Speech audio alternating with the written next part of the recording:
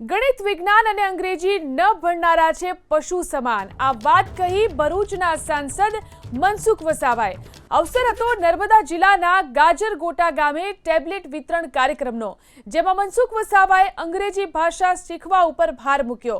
મનસુખ વસાવાએ કહ્યું કે આદિવાસી સમાજના વિદ્યાર્થીઓને મેડિકલ લાઇનમાં જવું હશે તો ગણિત વિજ્ઞાન અને અંગ્રેજી વિશે ભણવા જ પડશે। અંગ્રેજી ગણિત ને વિજ્ઞાન વગર તમારું ડગલું જ નથી ભરી શકવાના તમે। હું તો દરેક જગ્યાએ એમ